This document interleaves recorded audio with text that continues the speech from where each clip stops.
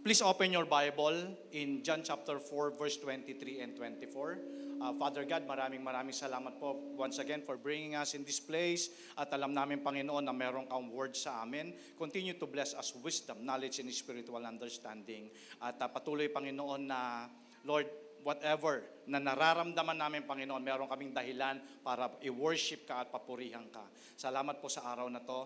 In Jesus' name, Amen. John 4, 23, 24. Ang sabi po dito, yet a time is coming and now has come when the true worshipers, ibig sabihin meron talagang untrue worshipers o meron talagang fake worship. Okay? And when the true worshipers will worship the Father in spirit and in truth. For they are the kind of worshipers the Father seeks.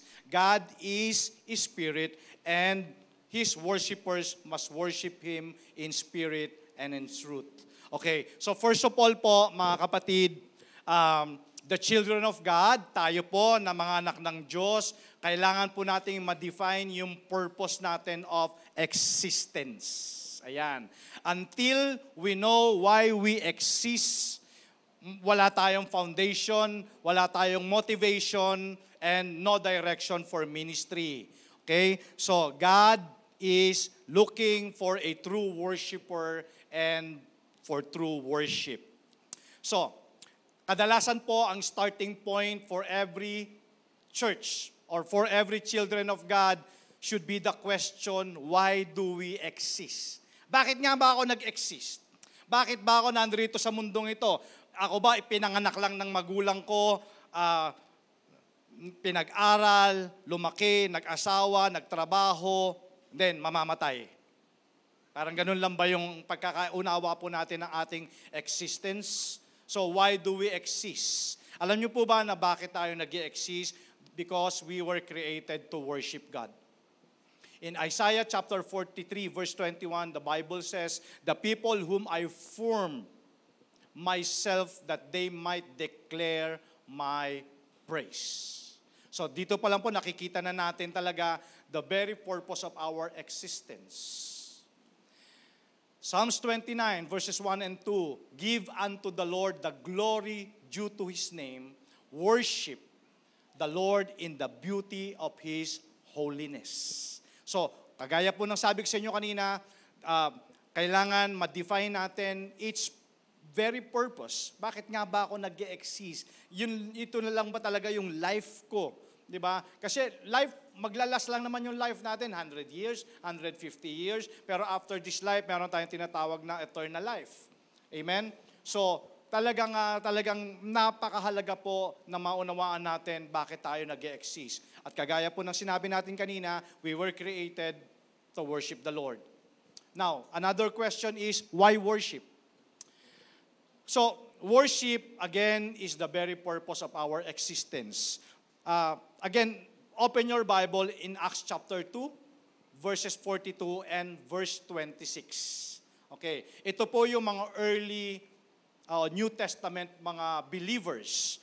Okay, in verse 42 says, all the believers devoted themselves. So take note all the believers. Tayong mga mananampalataya, tayong mga anak ng Diyos. The early Testament believers, ganun din po sila. Sabi dito, all the believers devoted themselves to the apostles' teaching and to fellowship and to sharing in meals, including po dito yung ating Lord's Supper. Diba? Kaya tayo nagkakaroon ng communion and to prayer. Verse 46, they worship together at the temple each day, met in homes for the Lord's Supper, and shared their meals with great joy and generosity. Okay, so, why worship? Kasi ito naman talaga dapat yung dinedevote natin yung sarili natin because that's the very purpose of our existence. Another question is, what is worship? Worship is an attitude of heart. Diba? Kailangan isa puso natin yung ating pag-worship, mga kapatid. Pwede kasi na ang isang tao, okay, ay nakikita sa kanya yung mga outward motions, pero sa totoo lang, hindi naman siya nagwo-worship. Pag sinabi nating worship is an attitude of the heart, talagang sa puso talaga nanggagaling yung worship natin. Hindi po siya pakitang tao lang. Kasi ang tinitingnan ng Panginoon sa atin yung puso natin. And God desires and deserves sincere, heartfelt praise and worship. Okay, so sabi nila, ano ang difference ng praise and worship? Of course, yung praise is thanksgiving. Di ba? Yung nagpapasalamat tayo for all the things that He has done. And worship is surrender. Ang worship po is, wino-worship natin ang Diyos for who He is. Di ba? Hindi lang tayo, siyempre, nagpapasalamat sa mga bagay na ginawa ng Panginoon sa atin, kasi di ba lagi nga nating sinasabi, I worship God, hindi lang sa mga bagay na ginawa niya. I worship Him for who He is. Kasi kung nag-worship lang tayo dahil sa mga bagay na ginagawa natin, though it's part of our worship, pero sabi nga natin, kung nagpapasalamat, nag-worship lang tayo dahil may blessing, paano kung walang blessing? Paano kung may pinagdadaanan ka? Kaya nga sabi sa kanta kanina, whatever I'm feeling. Diba? Whatever I'm feeling, I'm broken, down, diba? May pinagdadaanan. Paano kung ganun yung kalagayan? Magwo-worship ka pa rin kaya? Pero whatever I'm feeling, I still got a reason to praise. Yun yung sinasabi ko. Kasi worship is an attitude of the heart. Okay? So, pag narinig nyo yung word na worship, ano yung pumapasok sa mind ninyo?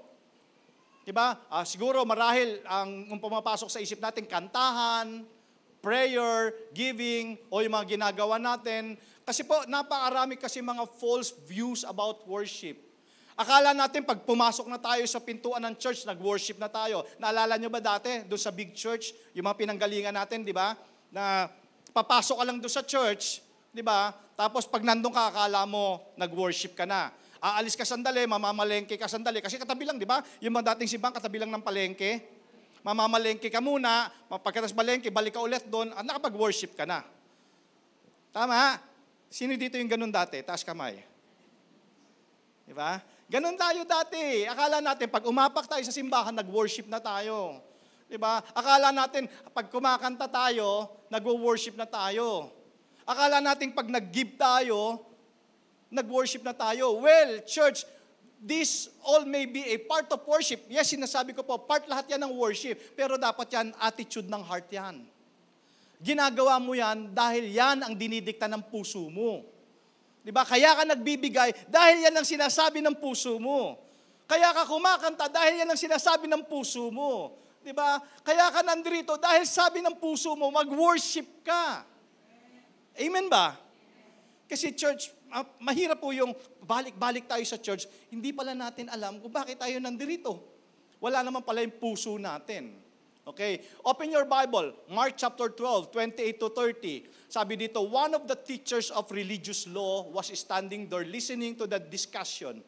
Okay, he realized that Jesus had answered well, so he asked, all of the commandments, which is the most important? Verse 29, Jesus replied, the most important commandment is this, hear, O Israel, the Lord our God is the one and only Lord. Verse 30, and you must love the Lord your God with all your heart and all your soul and all your mind and all your strength. So, church, talagang puso talaga. Kaya ang Lord talaga sa puso talaga siya nakatingin eh. Hindi siya nakatingin kung maganda yung damit mong pumunta dito. Diba? Though, sabi ko nga, kung marami ka naman magandang damit, why not? Diba? Hindi rin niya pinitingnan yung iyong diploma, hindi niya tinitingnan yung mga achievements mo, ang tinitingnan niya yung puso mo. Diba? So itong binasa natin, Mark chapter 12, this passage catches the essence of what it means to worship. Kasi pwede nating gawin, pwede kang nasa simbahan, pwede kang kumaawit, pwede kang nagbigay, pero kung hindi natin ginagawa itong the greatest commandment, well, I don't think matatawag natin na worship yan. Love the Lord your God with all your mind, soul, and strength. Kaya po, Sunday morning, ang mga nagmamahal sa Diyos, di ba, we come together to express that love as a group. Di ba? Kaya tayo nandito eh. Di ba? Ine-express natin yung ating pagmamahal, pag-ibig sa Diyos as a group. Well, of course, you can worship God when you're alone. Hindi ko sinasabi. And you can worship God anywhere. Pero siyempre, di ba, ang sarap na worship pag magkakasama tayo pag Sunday? Di ba? Pag nagkikita-kita tayo at ine-express natin yung pag-ibig natin sa Panginoon. Di ba? So talagang, ang worship talaga is loving God with all your heart, soul, and strength, and mind. In Exodus chapter 23, says, "You shall have no other gods before me." Ibig sabihin, true worship happens when we put God first in our lives.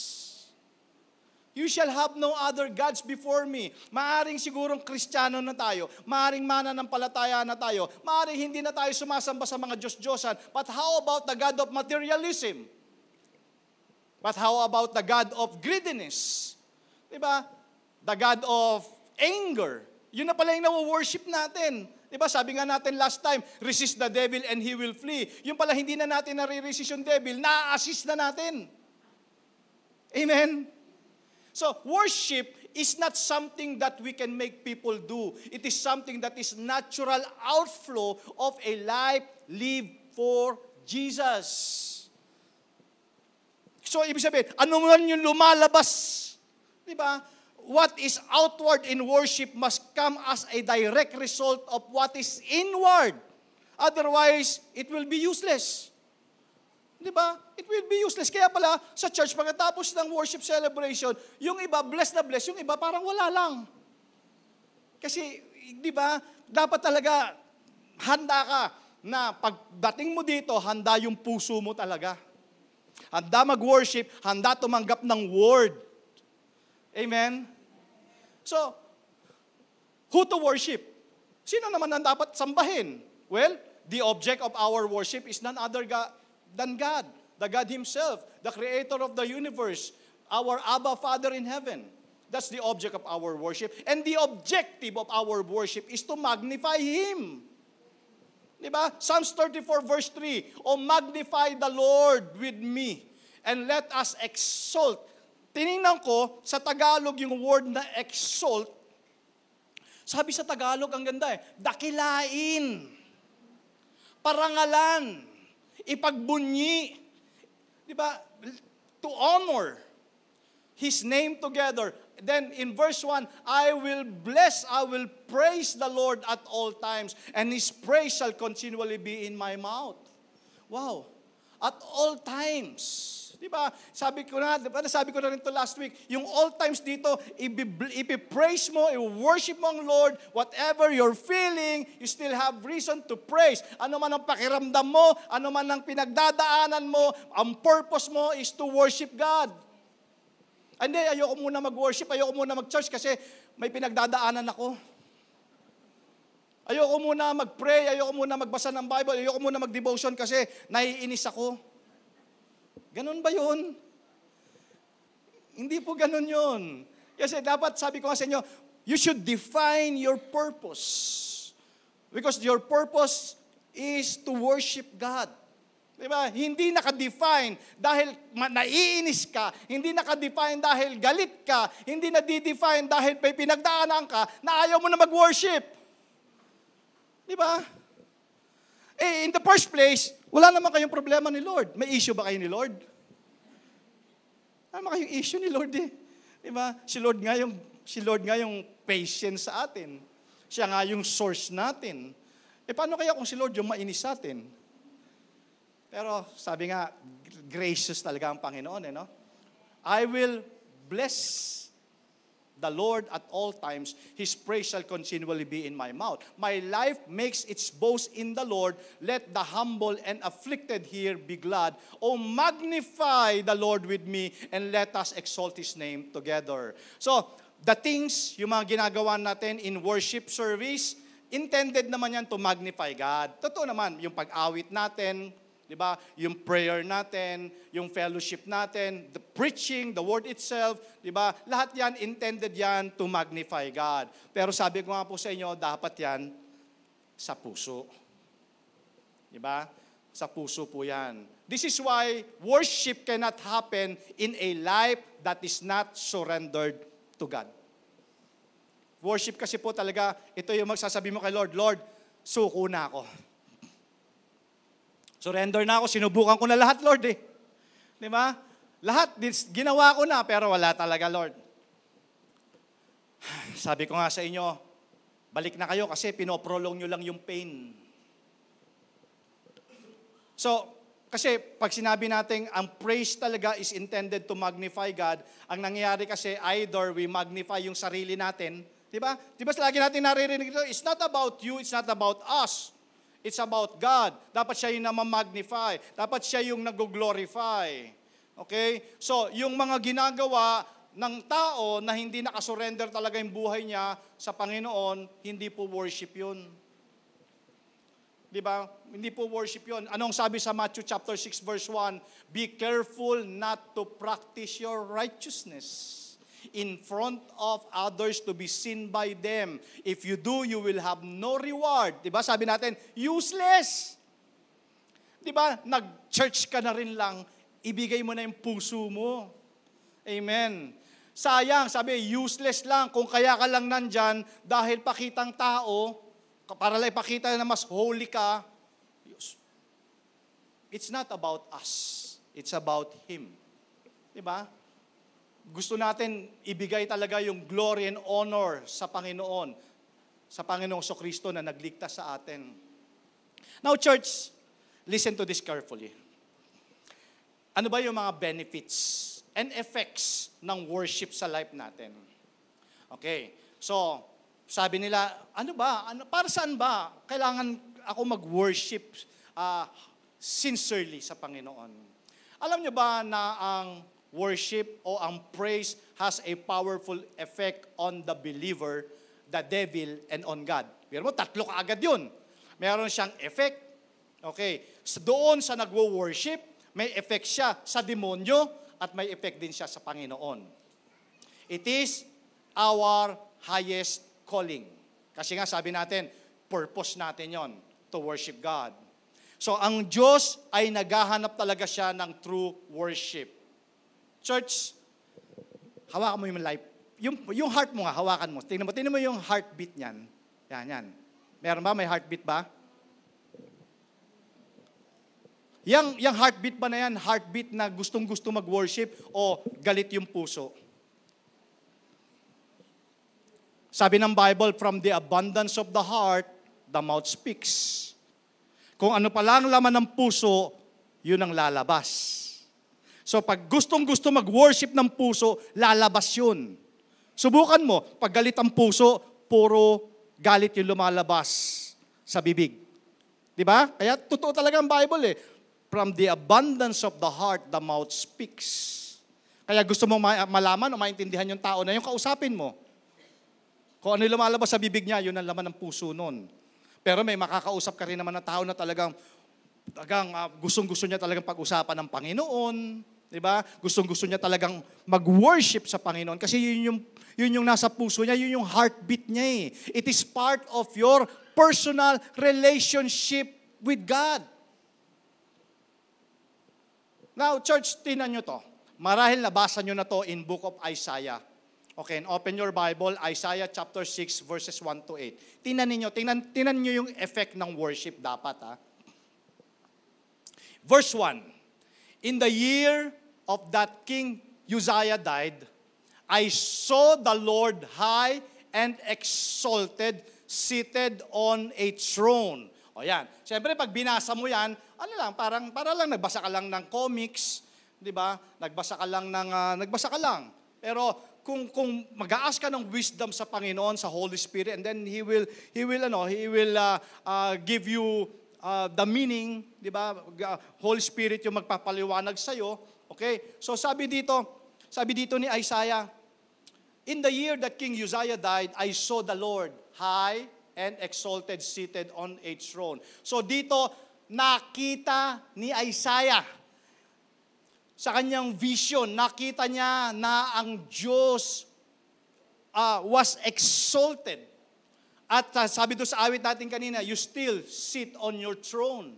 Diba? Nakita. So, dapat, church, kailangan makita natin ang Diyos sa ating worship. Okay? Dapat sa worship natin merong paggalang. The word exalt, diba? Sabi, ipagbunyi. Diba? Parangalan. Diba? So, dapat makita natin ang Diyos. Dapat pag nag-worship tayo, merong kabanalan, merong paggalang. Kasi ang problema, church, na-neglect na ng mga believers ito. Wala na lang, kasi nga, routine na lang, nakasanayan na lang. Di ba, nakasanayan, kaya nag-worship na, nagpe-Facebook pa. Tama? Sabi mo sa katabi mo, mukhang ako pinag-uusapan na.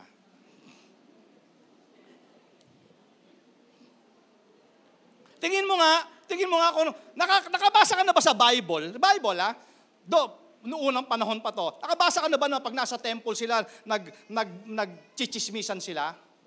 Wala, no? Kasi sa atin ngayon, ang chismis ngayon, Facebook. Check ka na, check. Uy, sandali ba yung email ba ako? Talagang yung umiiyak na yung katabi mo, no? Ikaw, ano ba yung... Tapos makakabasa ka pa mga negative. Oy, announcement pala, sorry segue lang. Ako pala, nag-deactivate pala ako ng Facebook ko. Kasi marami mga news na hindi magaganda, no? Nakaka-apekto. Kaya kung hindi ko nilalike yung mga ano ninyo, dahil wala akong Facebook. Okay? So, church, kailangan makita natin ang Diyos sa ating worship. Dapat may kabanalan. Diba? Kasi nane-neglect po yan. Bigyan natin ng halaga ng kabanalan ng Diyos. Diba? Tapos yung iba naman, pagka Sunday worship service naman, dadating yan, word na. Diba? Word na, no? Alam nyo ba na pagsimula ng worship service, holy na sa Panginoon yun? Holy na yun. Sabi ng Bible, where there are 2 or 3 who gathers in my name, I am in the midst of them. Tingnan mo yung word doon, I am in the midst. Hindi sinabi doon, sige, pag nagtitipon na kayo, I will come. Ibig sabihin, wala pa tayo, nandun na si Lord, naghihintay. Tapos yung appointment mo si Lord, pinag-aantay mo.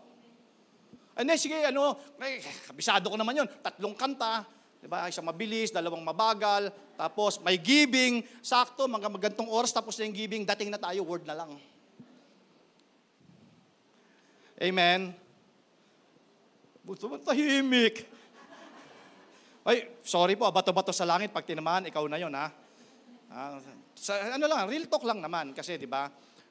Sa totoo lang, church, sabi dito ni Isaiah, nakita ko kasi ang Diyos exalted. So dapat, mga kapatid, every time nag-worship ka sa Panginoon, nakikita mo ang kabanalan ng Diyos. Diba? Kasi yung iba talaga dadating sa word na eh. Nasaan ba si Isaiah nung nakita niya tong vision na to? Sabi dito, and the train of his robe filled the temple. So, nasa simbahan siya. Tama? Again, hindi ko po sinasabing hindi ka pwede mag-worship sa ibang lugar. Pwede ka mag-worship kahit nasaan. Pero sabi ko sa inyo kanina, bilang isang mananampalataya, it is our joy, di ba, na as a group tayo ay sabay-sabay nag-worship pag Sunday. Para express yung pagmamahal natin sa Panginoon. Tama? So, sabi dito, and the train of his robe filled the temple. Ibig sabihin, ito dapat yung attitude natin.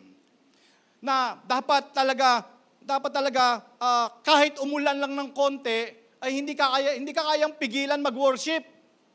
Diba? Minsan tinitingin pa yan, madilim ang langit. Diba pag Sunday, tapos umambon ng konti, ay sweetheart, magta tayo mag-church, signal number 3. Diba? Ambon lang yun, ha? Grabe. Kasi alam nyo po ba, yung importance ng nandun tayo sa pagtitipon. Diba? Sa church. Kasi yung iba, mag-online na lang tayo. Diba? Again, ulitin ko po, wala namang problema, kaya nga natin nilagay yung online para makapag-online po yung hindi makakapunta sa church. Pero naintindihan natin yan kung ikaw ay nasa malayo. Pero nandiyan ka lang sa tabi-tabi, malapit ka lang, tapos mag-online ka na lang. Bahala ka. Sabi mo sa katabi mo, ikaw bahala. Diba? Lugi ka. Sabi, meron pa yan, pwede naman mag-worship kahit nasaan eh. Oo naman. Pwede naman talaga, pero di ba, ayaw mo ba na maging inspirasyon kapag nakikita kita? Kapag nakikita ko kayo, grabe, lalo akong lumalakas eh. Di ba? Nakikita ko, siyempre, nakikita ko yung faithfulness ninyo sa Panginoon. Hindi ka kayang tinagin ng ambon. Ambon lang, no? Asa si sister, si brother, maambon daw, hindi mag-church. Okay. Verse 2, above him were seraphim, each with 6 wings. With 2 wings they covered their faces, and with 2 they covered their feet, and with 2 they were flying. And they were calling to one another, Holy, holy, holy is the Lord Almighty. The whole earth is full of His glory. Ano ibig sabihin nito? Church, ang worship hindi lang dito sa ibabaw ng lupa. Habang kapiling natin ng Panginoon, magwo-worship tayo. Kaya training na po yung worship natin dito. Di ba? Practice na yung worship natin dito. Grabe, pag nag-worship tayo sa langit, baka ma-out of place tayo doon kasi makikita talaga natin yung mga true worshipers doon. Kaya dito pa lang ayusin na natin yung worship natin. Di ba? Paano kung makatabi mo si Moses nagwo-worship? Sa langit. Malabo bang makita kayo ni David doon? Paano? Paano makita kayo? Na-imagine ba kung paano worship si David? Nakakahiya. Di ba? Si David nakaluhod na at umiiyak na. Ikaw eh. Di ba? Gano'n. Well, kung ang buhay sa langit ay walang katapusan, posible, isang araw magkikita kayo ni David nang sumulat ng salmo. Di ba? Siya yung nagsabi na, I will praise the Lord at all times, and His praises shall continually be in my mouth. Okay, so verse 4, and the sound of their voices, the doorposts and threshold shook, and the temple was filled with smoke. Ano ibig sabihin niyan? Church, worship create miracles. Sa worship, yung mga bulag nakakakita, yung mga pilay nakakalakad, yung mga bingi nakakarinig. Di ba? Kita mo, sa worship, ang nagmi-minister yung Holy Spirit. Pero pagdating ng verse 5, ito yung sinasabi natin kanina. Sabi dito ni Isaiah, woe to me! Grabe, no? Talagang nakita niya talaga. Now, sabi niya, I cried, I am ruined, for I am a man of unclean lips. Unclean lips, bakit kaya? Ito si Isaiah, ano to? Chismoso ba to? Slanderer ba to? Hindi ko alam. Pero sabi ko nga, mga kapatid, bantayan natin yung ating pananalita, yung ating bibig pag tayo nasa paligid ng mga tao. At bantayan din natin yung ating thoughts pag tayo'y nag-iisa. Tama? Kasi from the abundance of the heart, the mouth speaks. Sabi dito, woe to me, I cried, and I am ruined, for I am a man of unclean lips. I live among a people of unclean lips. Grabe. Hindi lang pala siya, yun din yung mga tao nasa paligid niya. Tama? And my eyes have seen the King, the Lord Almighty. Dito, nakita ni Isaiah, sabi niya, woe to me. Nakita niya yung sarili niyang kawawa. Di ba pagka nagwo-worship tayo, nakikita natin yung mga flaws natin, yung mga kasalanan natin, di ba? Na magnify sa atin yun. Di ba nakikita natin yung mga mistakes natin, di ba? Hindi yung mistakes ng ibang tao, di ba? Pag nag-worship ka ba, o nagbabasa ka ba ng Bible? Dapat pag nagbabasa ka ng Bible, binabasa mo yung Bible at tinitingnan mo yung sarili mo. Hindi ka nagbabasa ng Bible, ay, ito nga si brother. Di ba? Ito si sister, oh. Grabe. Self-righteous tayo nun. Dapat pag nagbabasa tayo ng Bible, tayo yun. Para tayo nakatingin sa salamin. Para ma-transform tayo. Amen? Amen ba yun? Kaya, sister, nag-devotion ka? Pastor, nag-devotion ako. Grabe, siyang siya. Wow, sabi ko, grabe. Kaya pala. Kaya dito sabi ni Isaiah, woe to me, nakita niya eh. Nakita niya yung sarili niya. So, therefore, worship transform us. Dapat sa worship nababago tayo. Tama po ba? Pakisabi nga sa katabi mo, dapat sa worship nababago tayo.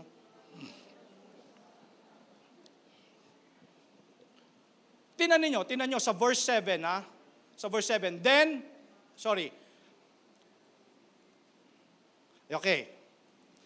Verse 6. Then one of the seraphim flew to me with a live coal in his hand, which he had taken,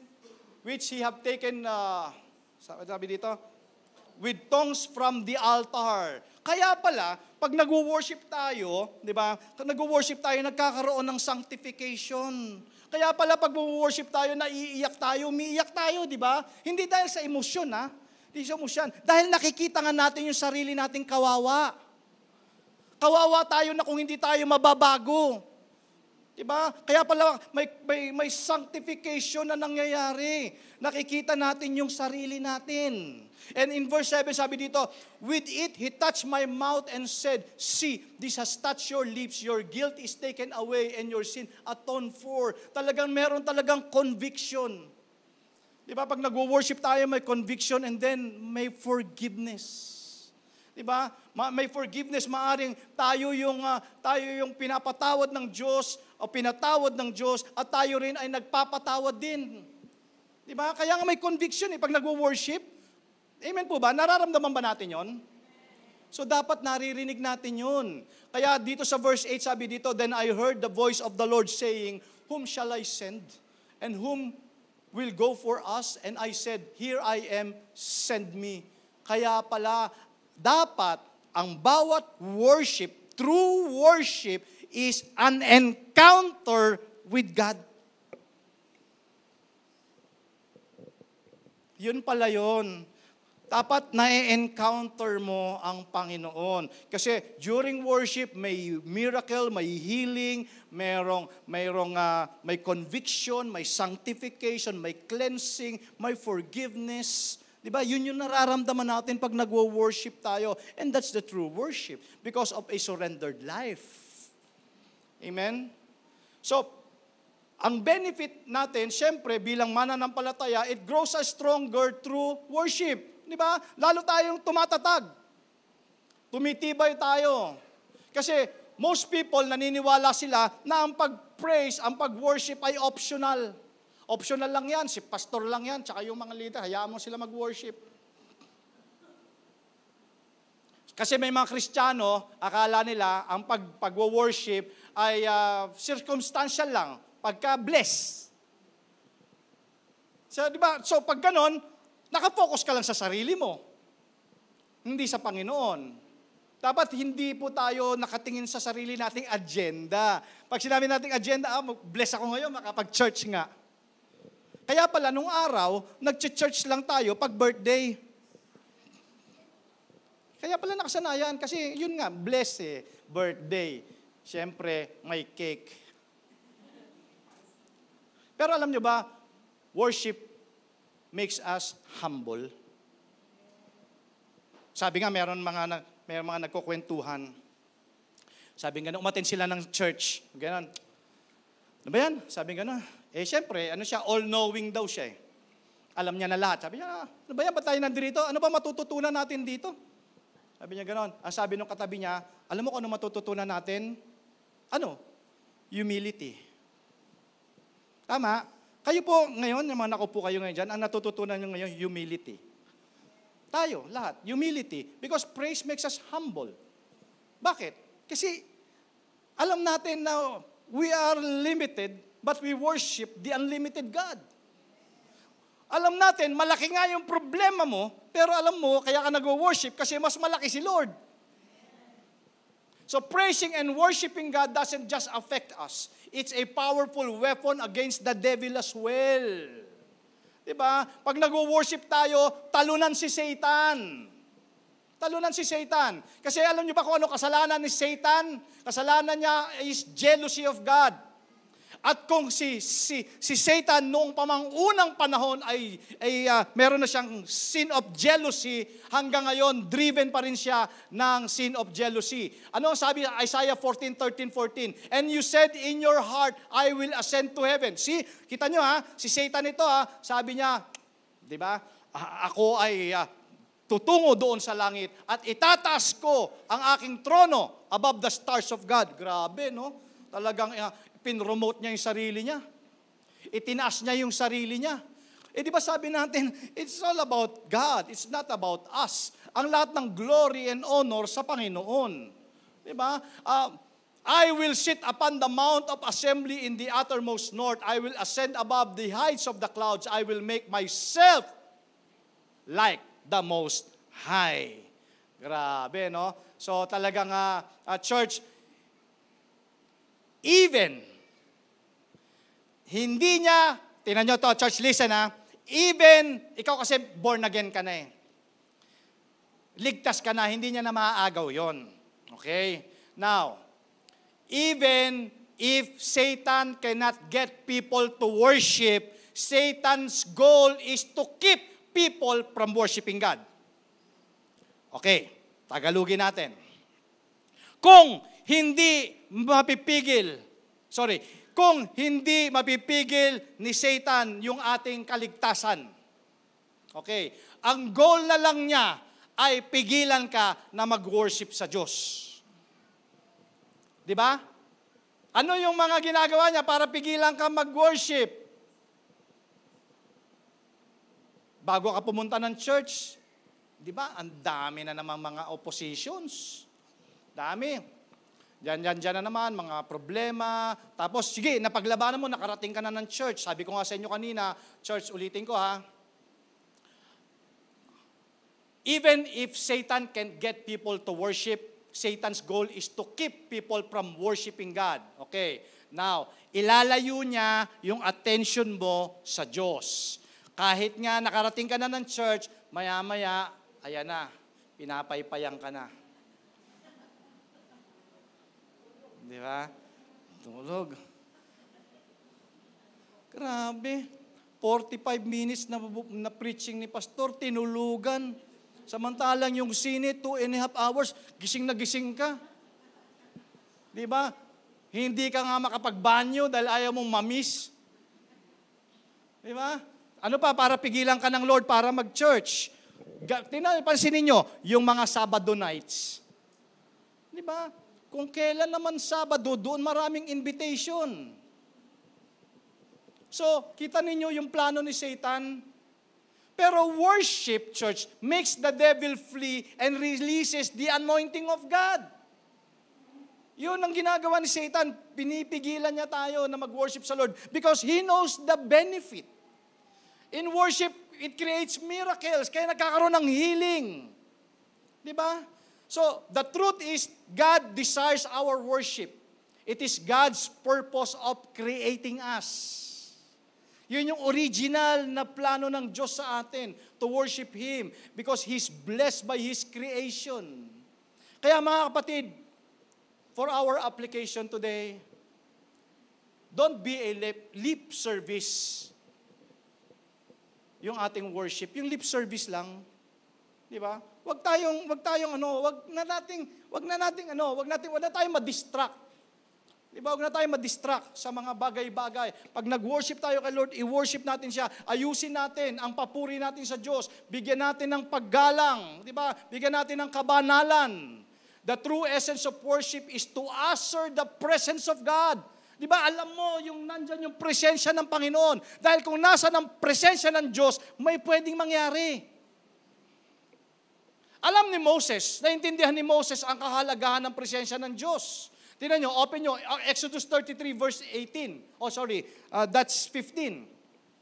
Then Moses said to him, if your presence does not go with us, do not send us from here.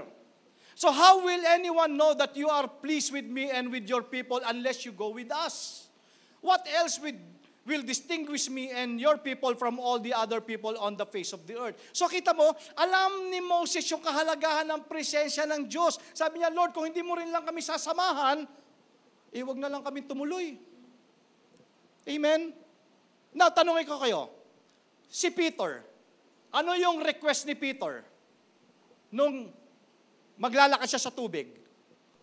Alam niyo, church, si Peter, hindi yung paglakad sa tubig yung request niya. Ang request niya is to be in the presence of Jesus. Diba? Yung sinabi niya ba, Jesus, galing, pwede ba akong lumakad din sa tubig? Open your Bible, Matthew 14, 28, 29. Sabi dito, Lord, if it's you, Peter replied, tell me to come to you. Gets nyo? Hindi niya sinabi dito, Lord, gusto ko rin umapak sa tubig, gusto ko rin maglakad. Para, siyempre galing. Sabi ni Jesus, come, he said. Then Peter got down out of the boat, walked on the water, and came towards Jesus. So that was Peter's request, not to walk in the water, but to be in Jesus' presence. Church, where there are two who gathers in the name of Jesus, He is present in the midst of us. So, dapat maliwanag sa iyo na ang presensya ng Diyos ay naririto. At dahil naririto ang presensya ng Diyos, let us exalt Him. Bigyan natin ng kabanalan, bigyan natin ng papuri at pagbubunyag. That's our number one priority must be to love God personally. Worship is giving of yourself. Iso-surrender talaga natin yung life natin sa Panginoon. Worship is a way to begin this love relationship with God. Hebrews 13:15 says, by Him, therefore, let us offer the sacrifice of praise to God continually. That is the fruit of our lips, giving thanks to His name. Church, few questions before we end. Naisip mo na ba bakit ka nandito today? Naisip mo ba talaga kung ano talaga yung purpose of your existence? Alam mo ba na ang worship ay hindi pwedeng mangyari unless isurrender mo yung life mo sa Panginoon? Because worship is a natural outflow of life. Hindi ka na kailangang paalalahanan pa. Worship is a natural flow of life. Yung worship na yon, doon nakikita mo yung sinasabi na Panginoon na love the Lord your God with all your soul, mind, strength. So, nandito ka ba today to worship? O pakiramdam mo parang empty? Dahil siguro naghahanap ka ng ibang excitement, di ba? Hindi ko kursunada yung kanta. Di ba? Sintonado yung singer. Tayo po tayo lahat. Hindi ka pumunta dito.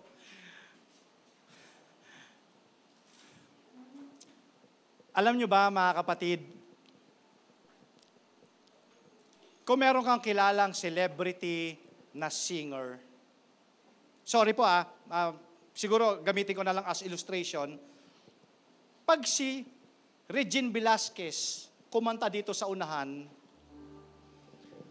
sigurado, pag kinantahan ka niya ng dadalhin kita sa langit, yun ba yun? Sigurado, maiiyak ka. Tama. Pero pag kinantahan ka nitong music team natin, sigurado, mababago buhay mo.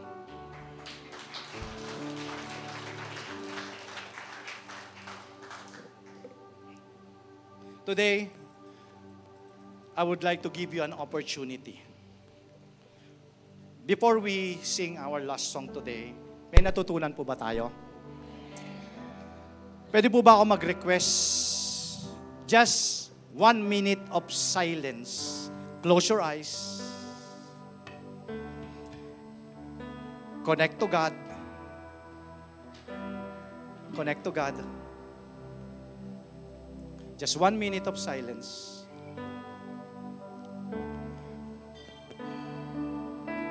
Wala kang ibang iisipin kundi ang Panginoon this morning. Dapat makita mo ang Diyos sa worship. Bigyan mo siya ng kabanalan, bigyan mo siya ng kapurihan, exalt Him.